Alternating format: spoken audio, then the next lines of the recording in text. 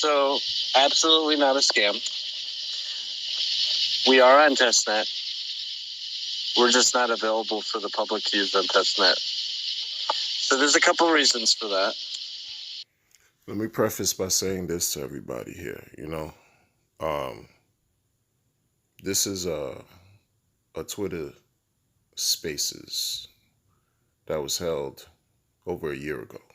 Okay, I've since come to you know speak about how some of these sacrifice projects have since not launched, have yet to launch. Okay, and this is one of the main projects that created a sacrifice phase soon after pulsechain sacrifice started back in 2021, back in the summer of 2021. Fast forward to the summer of 2022, and you have basically one of the main quote unquote uh, speakers or pillars or faces of this project, this gentleman right here that you see on the screen, talking about it. And this is, again, July of 2022, but the middle of July, it says up right there, July 11th, 2022. This spaces was being conducted, and this is what he was talking about. So I'm giving preface and context to what's going on right here. A person asked him a question, concerning why when questions are raised in the chat for this particular project or concerns about the project liquid loans being a scam. That's the first question. If this guy just as Jesse could address it. And the second question was, why would they fork off of a project like liquidity on Ethereum if liquidity was a subpar protocol? Here you go. One, you will see other protocols on testnet that raced to get out there, and you can play around with their protocols, which are nothing at all like what their final version is going to be. So it's kind of dumb. I'm not going to name those protocols, but they're literally out there. You can go on testnet, and the price feeds are fake.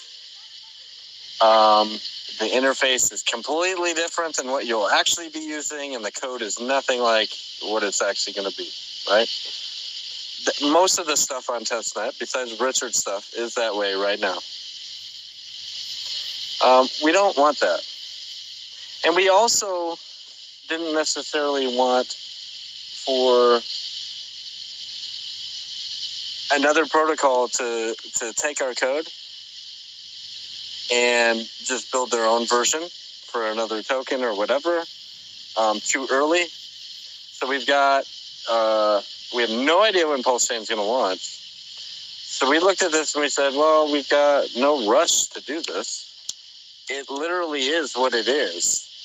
People have already sacrificed. We know they're anxious. People want to play with it. But from a business perspective, there is no difference to us except for harm if we were to release 5 months ago a testnet version versus releasing a month from now a testnet version. People are still going to play with it. They're still going to love it. But the risk would have been the IP. People could have stolen the code. A number of things. We also had some work that we needed to do to build out an infrastructure for pulsechain. So a blockchain cannot exist without certain things. You need graph, you need subgraph support, indexing services, you need oracles. This is a big deal. Oracles are a huge, huge deal. Because when you pull price feeds only from a DEX, and that's hard-coded into your immutable code, there's a lot of risk there that eventually Richard would upgrade to a V2 of PulseX, or liquidity could get pulled from one token pairing, paired against USDC and paired against something else, and now the price feed that you had hard coded in, and you can't change, fucks everybody inside of Liquid Loans. Okay, so there was some work that had to be done to partner with a major oracle that had to build nodes and an infrastructure on pulsechain so that price feeds could be timeless, so the price feeds could always be the latest and greatest volume-weighted averages across not just pulsechain, but any exchanges that decide to carry pulse. Okay, that requires a bit of work. We could have released a testnet that just had fake stuff on there, just for people to play with.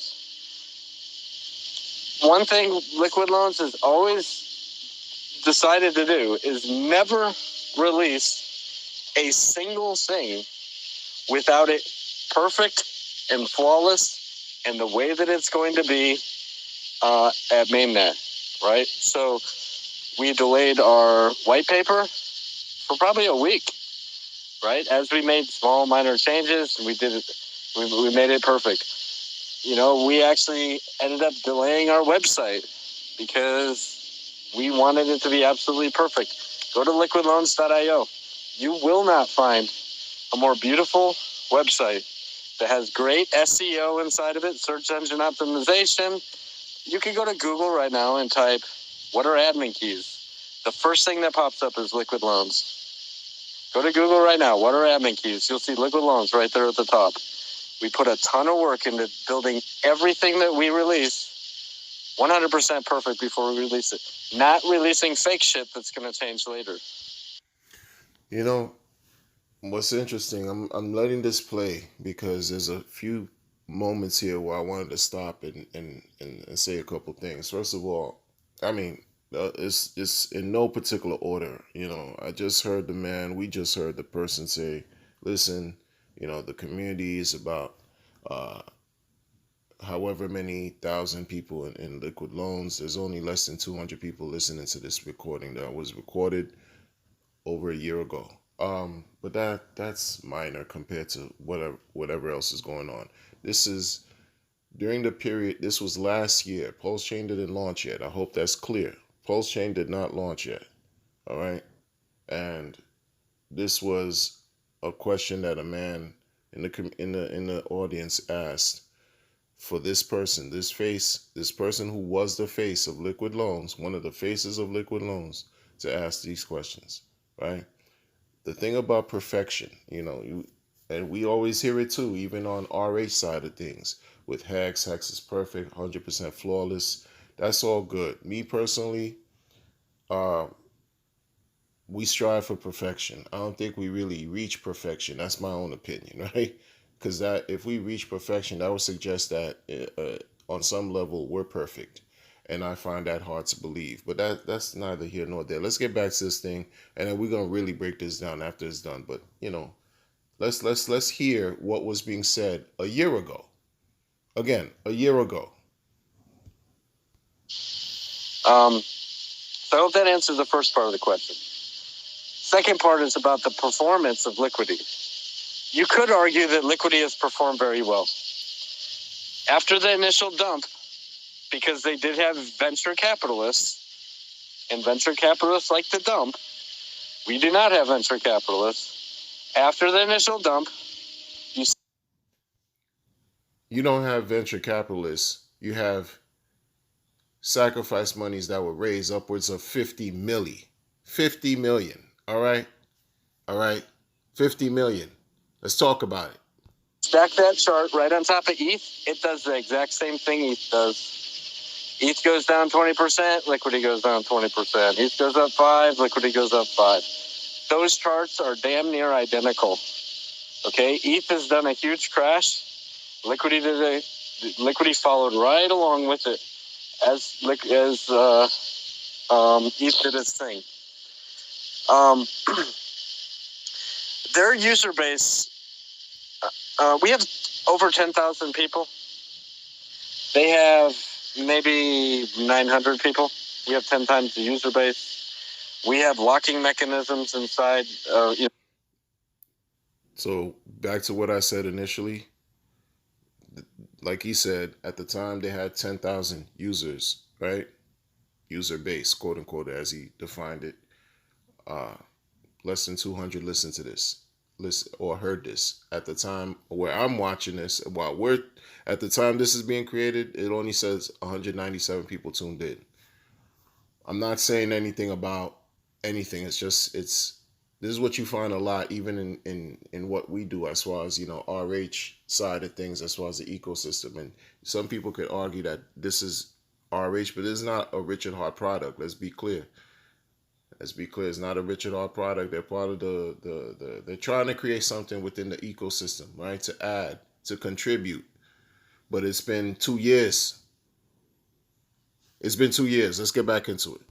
Vesting for tokens so that people can't just dump, early on. People are actually incentivized to hold for up to 2 years and then beyond. So, we literally have anti-dump inside of our protocol. We have no competition. When Liquidity launched, I already said they launched as venture capitalists, but they launched at the top of ETH. You don't ever launch a protocol at the top of the native coin because you're just going to go down with it.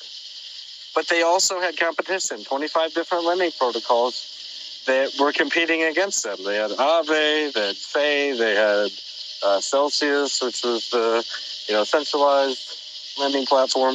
They had all these things. So they literally could only capture a certain percentage of the market share. But what we have on pulsechain is the only natively launching stablecoin. Anything else has to be bridged in. We have zero competition. I wouldn't even consider fiat competition. It's a different kind of platform that actually can work very well with liquid loans, as they carry, they can carry the loan token. They'll carry USDL. You'll see USDL paired to a whole bunch of stuff. People will be able to go to fiat and loan and get USDL from them, from the pools that they carry. So they're actually going to work pretty well together. So we wouldn't even consider them competition. We have no competition on the pulse chain, and we're launching at the bottom right along with it. So, okay, launching at the bottom right along with it. Granted, it was a year. Everybody was still waiting for Pulse Chain and Pulse X, right?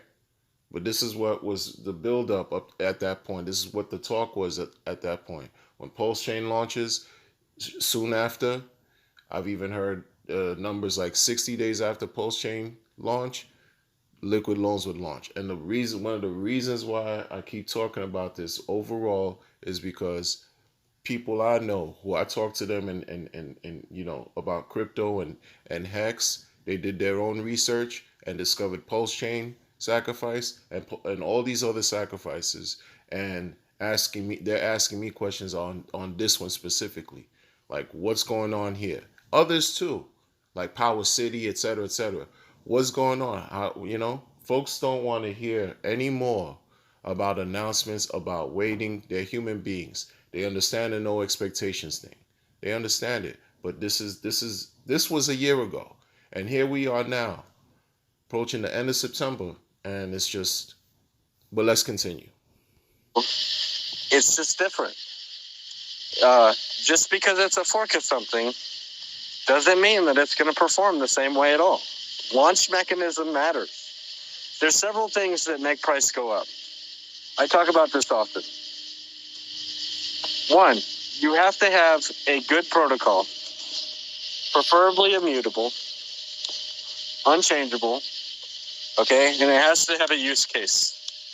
Okay, you see that with Hex. Great use case, it's immutable, it's just going to work forever, people are always going to use it. But you also have to have a community, right? Hex has that. You actually see shit coins perform with no use case and a community. You see things that are hourglass contracts do thousands of X because they have a community.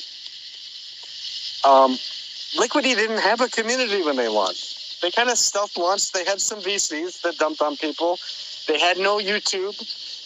They had no education content. We're constantly writing articles. We do anywhere between 3 and 5 videos a week. We have a full-time writer, a full-time content creator. Liquid Loans is spreading across the internet, and we intend on continuing that for years to come, something that Liquidity never did. So we've got the code. We've got the community. It is not going to perform, and we're launching at the bottom. It is not going to perform anywhere near what the chart looks like over at Liquidity. So, there you have it, right? Okay. Right. You're going to talk about liquid loans for years to come. These forward statements, right? We aspire for the best. Even on this side of the pond, we talking about 15.2 years, right? we want to have this long-term type of vision, long-term aspects, these goals, right? That's not just going to that we won't just benefit from today, but we'll benefit from many years to come, and then some, right? Right. Okay. Shortly after this recording, he left Liquid Loans. That guy left. It's his right. He decided, go on to do better things. He just said right now, they have the code, and even at this point, the talk was that the thing was complete. Liquid Loans was complete. They were just waiting on pulsechain. This was a year ago. 1 year. Now, fast forward now. It's about audits, testnet, oracles, some fetch, right? Still waiting. People, like, y'all have to understand why when many of us talk about, just listen. Focus on what works. Focus on what's been tried and true. You could do what you want, though. Ultimately, everybody has their own free will, their own ways to. It's up to you to make the decision on whatever it is that you decide to do. But it seems like in this DeFi, like in this when you talk about this community, because there's a bunch of other communities, but we're gonna talk about this community right here. All roads lead to Hex. I don't care if you're talking about pulsechain. I don't care if you're talking about pulsex, incentive token. All these roads lead back to Hex. Period.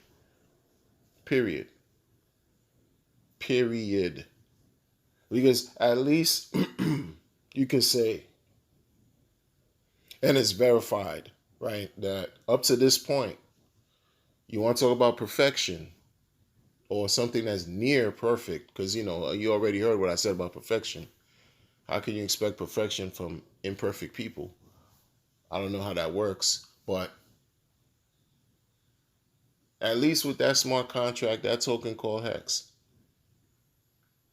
it's never stopped working.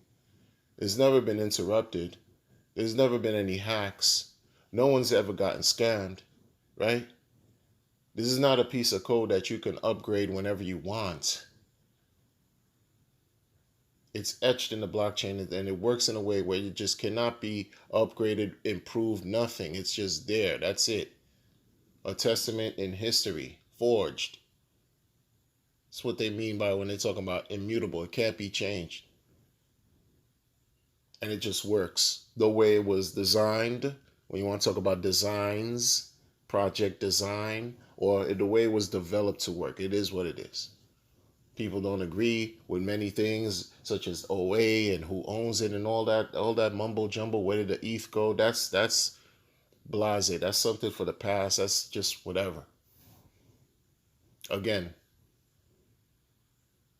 these other projects, this is what I'm saying. Again, when you talk about Hex, you're talking about something that's verifiable, that's justified, and it's been working for years. versus dreams, promises that people threw their money at. They gave these people money. Do you know this guy? Like when people, again, I say this all the time. Everything is risky, right? In the beginning, when Hex was created, people were just taking a chance. Just like with life, you take a chance every day. Everything is laden with risk. We get that. We understand that. We understand this. And in this space, it just affords everybody an opportunity to create promises and capitalize on everyone's weaknesses and vulnerabilities. And that's what you find in this community. Okay?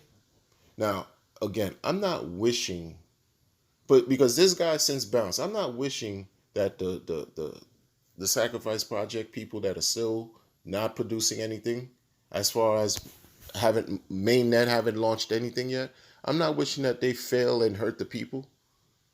But history has shown, like Richard Hart clearly said many times over, that these projects tend to suck. How many times can you you have to go through the pain to understand that it hurts? But people don't care. Folks really don't care.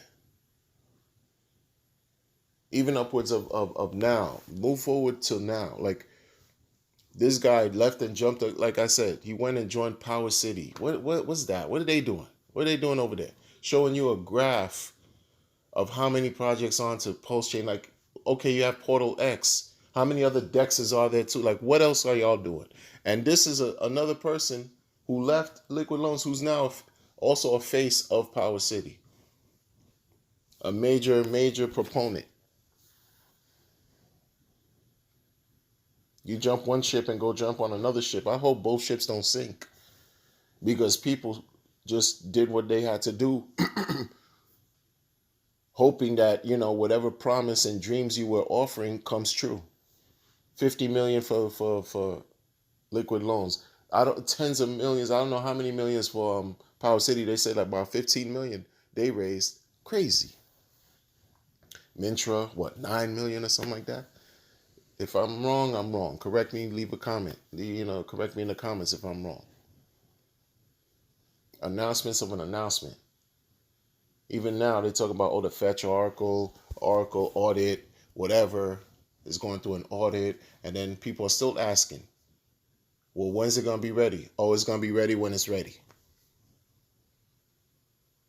The same talk that the majority of people who while we waited for 2 years, 22 months or something like that for Pulsechain.